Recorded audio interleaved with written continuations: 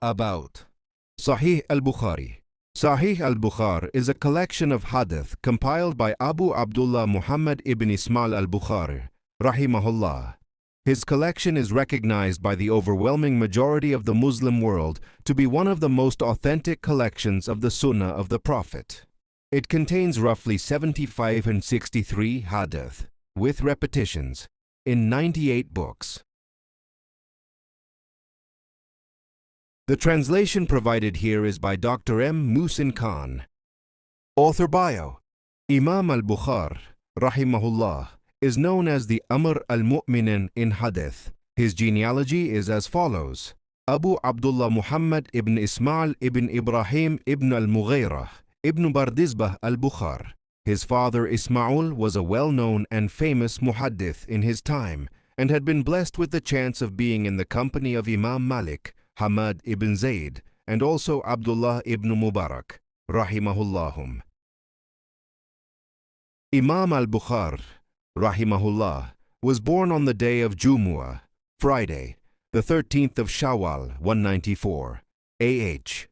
His father passed away in his childhood. At the age of 16, after having memorized the compiled books of Imam Waqi and Abdullah ibn Mubarak, he performed Hajj with his elder brother and mother.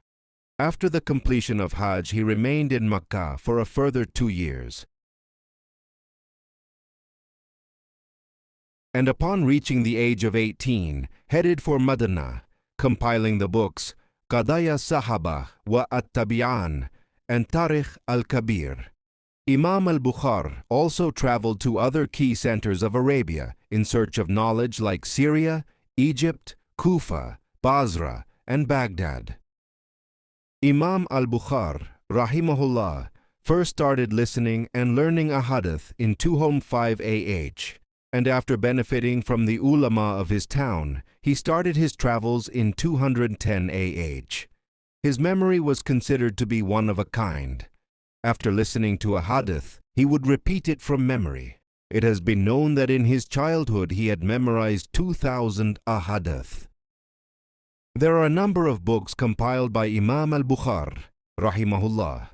His Sahih is regarded as the highest authority of the collection of hadith. He named this book Al-Jami' al-Musnad, As-Sahih al-Mukhtasar min Umuri Rasulullah sallallahu alayhi wa sallam wa sunanihi wa ayyamihi. After he finished, he showed the manuscript to his teachers, Imam Ahmad ibn Hanbal, rahimahullah, for approval, along with Ibn al-Madini, and lastly, Ibn Ma'in.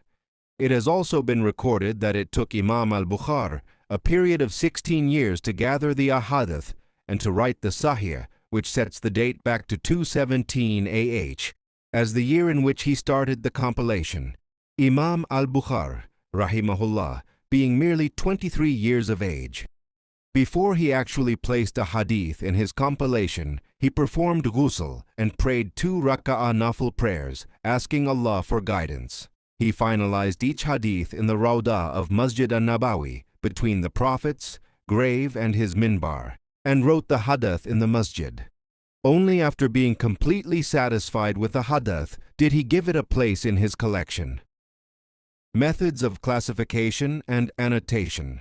Imam al-Bukhari, rahimahullah, imposed conditions which all narrators and testifiers in the hadith chain must have met before one hadith was included in his book. 1. All narrators in the chain must be just, adl. All narrators in the chain must possess strong memory, and all the muhaddithin, who possess great knowledge of a hadith, must agree upon the narrator's ability to learn and memorize, along with their reporting techniques. 3. The chain must be complete without any missing narrators.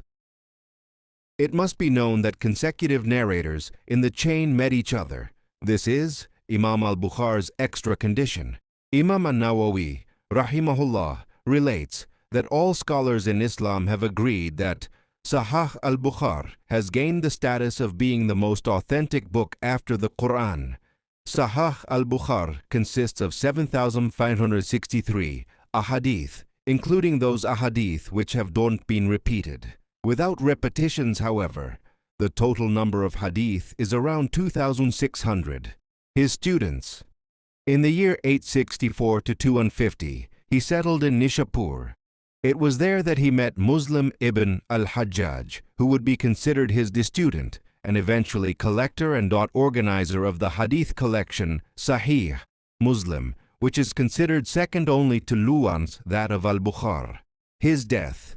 Political problems led him to move to Kartank, a village near Samarkand, where he died in the year 256, AH 870 AD.